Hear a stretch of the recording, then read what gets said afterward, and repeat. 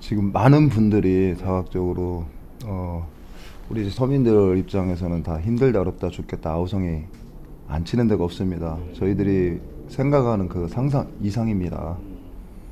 이것이 다들 힘들다 어렵다라는 이야기들은 지속성을 가지고 있었지만은 이렇게 크게 체감하면서 이렇게 장기성을 띠면서 온 적은 거의 없었던 것 같아요. 그 단기성에 의해서 지금까지 이렇게 이루어지는 부분들은 아니잖아요. 자, 어쨌든 간에 현 정부가 잘했든 못했든 이 부분이 민심이고 이걸 타개를 갖다 해 나가야 될 책무를 갖다가 갖고 있는 것이 현 여당이지 않습니까? 반드시 이 부분은 관철이 돼서 시정해 나갈 수 있게끔 만들어 나가려고 최선의 노력을 다하겠습니다.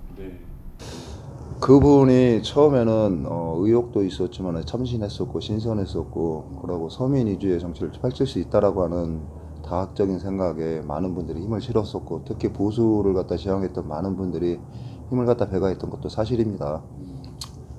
지금 그분이 가려져야 됐던 부분들 다시 얘기하면은 이념적으로 편향됐던 부분들이 이제 다 드러났지 않습니까? 비근한 예를 들면 작년 한 해만 해도 1월 달에 목포에 가가지고 호구다라고 이야기를 해요. 2월 달에 문희상 현 국회의장을 갖다 찌질이라고 이야기를 합니다. 4월 달 패스트트랙 관련해가지고는 좌파 정변이다라 이야기하면서 김일성 유운이 담긴 거다라고 이야기를 해요. 그 다음에 김혁철, 김동철을 숙청, 처형을 이야기하면서 책임을 묻는 소지 면에서는 김정은이가 문재인보다 더 낫다라고 이야기를 했습니다. 이 문제 때문에 막말 파동이 많이 일어나게 됐던 것도 사실이었고요. 얼마 전에 일본의 경제 제재 조치를 갖다가 단행을 갖다 했을 때 그분이 정책의장으로 있으면서 능력도 없으면서 체면 칠해만 중시하는 무능한 조선 왕조를 갖다 보는 것 같다라고 이야기를 갖다 하지 않습니까? 자, 이런 내용적인 부분들이 이제는 그분의 실체적인 부분이 이제는 보여졌다라고 하는 부분들, 다시 얘기하면은 보수의 근간을 이뤘던 우리 어르신들 사회질서 안녕 유지 차원에서 힘을 갖다 배가해줬던 분들이 이제는 좀 회의감을 갖다 갖고 있다라고 하는 게 정확한 진단입니다. 너무 잦은 막말이라든가 좀 역사적인 편향성 이런 부분들에 대해서 지적하시는 그런 의견도 많다라는 그런 말씀이시죠? 상당히 많이 있습니다. 단일화하겠다라는 입장을 언론에 이제 밝히셨는데 구체적으로 어떤 뜻에서 단일화 결정을 하게 되셨으며 그 방식에 대해서 이야기를 하고 계실 텐데 어느 단계까지 와 있는지 좀 여쭙겠습니다. 예, 감사합니다. 지금 열심히 새 후보가 지금 지역 주민들 다각적으로 만나보면서 지지를 호소하고 있습니다. 그 중에 이제 최동식 후보가 단일화 제의가 들어왔을 때 당연히 저 같은 경우는 받아들여야지만 되는 부분이었었고요. 왜 뜻이 같아서 같은 곳을 보는 게 동지인데 동지가 더 합치하자라고 이야기를 하는데 보다 나은 결과를 돌출하자라고 이야기를 하는데 당연히 받아야지만 된다라고 하는 이 필연성에 의해서 저는 단일화를 갖다가 흡족하게 받아들였던 부분이었고요. 가장 중요한 거는 이제 뜻을 같이 했다라고 하는 것이 일차적으로 가장 중요했고 이제 그 나머지는 부차적이지 않습니까?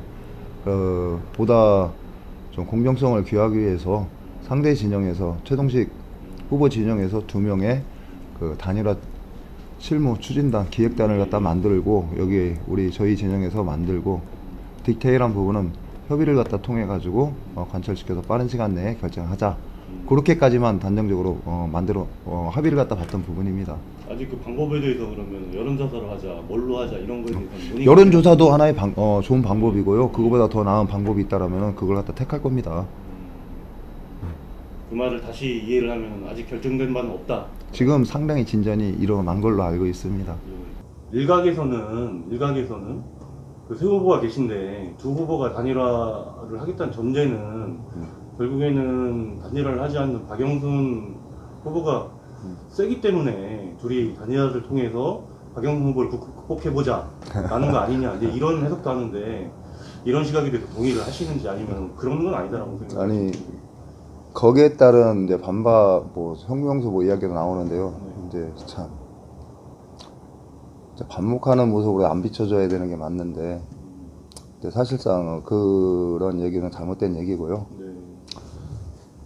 지금 보다 나은 결과를 돌출을 시켜서 반드시 우리 민주당에서는 여기 지역적으로 보수의 텃밭이라고 하는 대덕구는 반드시 바뀌어져야 될 당위성, 필연성, 또한 여기에 가장 갈망하면서 목말라 하시는 우리 원로들, 고문들, 이 분들에 대한 여명입니다. 자, 그분들이 다각적으로 박영순의 필패론을 이야기를 해요. 거기에 따라서 그 부분도 같이 뜻을 합치를 갖다 했던 것이 최동식 후보였었고요. 네. 그래서 둘이 단일화를 갖다 이야기를 갖다 했던 것이지, 이 주민 우리 당원들의 뜻을 갖다가 받아들여서 당연히 나가는 과정적인 부분이었습니다. 그 안에는 박영순이가 제외가 되는 거는 당연한 거였었고요. 정리를 하면은 네. 어쨌든 대덕구 지역의 민주당 당원들, 민주당을 지지하시는 분들이 바라봤을 때 박영순 카드로는 정영기를 극복하기 어렵다라는 판단이 있다고 보시는 건가요? 그 부분이 굉장히 강합니다. 대덕구가 이제 소외론이라고 하는 프레임에 사실상 갇혀서 정말이지 소외가 됐습니다. 앞으로도 소외될 거라고 하는 거에 대해서 믿어 의심치 않고요. 왜? 우리 인구가 25만을 이야기하다가 지금은 이제 18만이 무너져서 17만 이제 17만 7천 명 정도까지 왔습니다. 다시 얘기하면은 대전시에서 인구가 늘어날 때도 대덕구는 줄었습니다. 인구가 붕괴가 되고 도시가 괴멸이 된다라고 하는 말이거든요. 여기에 따른 부분에서 누구 하나 어떤 위정자, 지금 당 서열 뭐 2, 3위에 있다라고 하는 지역의 의원 또한 이 부분을 해결해내지 못했습니다. 지역 주민들이 그 사람들이 현 의원이 있게까지 그렇게 힘을 갖다 배가했는데도 그 사람은, 지역 주민들은 자기 정치적인 입지를 다지기 위한 수단과 도구 매개체로밖에 활용을 하지 않았다라고 하는 단적인 사례였고요. 자, 대전의 그 역사적 뿌리가 우리 대덕구였습니다. 문화적 근간이 대덕구였습니다. 또한 대전에서 제일 먼저 산업단지가 조성돼서 가장 많은 일자리가 있었던 데가 우리 대덕구였습니다. 제가 지역위원장으로 있을 때 우리 당원 고문들, 원로들 합력해서 피나는 노력으로 주민들과 같이 현 청장을 당선시켰습니다. 자, 근데 구청장 한 명 바뀌었다라고 해서 대덕구가 변화되고 성장되는 게 너무나 역부족입니다. 젊고 유능한 구청장 힘을 배가해서 제대로 일을 해 나가게끔 하려면은 힘 있는 집권 여당의 국회의원이 정말이지 필요로 한 데가 우리 대덕구입니다. 함께 꿈꾸는 대덕구 정말이지 만들고 싶습니다. 만들어내겠습니다. 함께 이루는 대덕구, 함께 잘 사는 대덕구 만들어내겠습니다. 우리 어르신들에게는 보다 나은 노후가 보장되어 있는 대덕구, 청년들에게는 안정된 양질의 일자리 제공되는 대덕구, 아이들이 마음 놓고 안전하게 뛰어놀 수 있는 대덕구, 우리 부모에게는 보육과 교육의 보람과 긍지를 느낄 수 있는 대덕구 정말이지 만들어내겠습니다. 저 박종래가 반드시 해내겠습니다. 네, 감사합니다.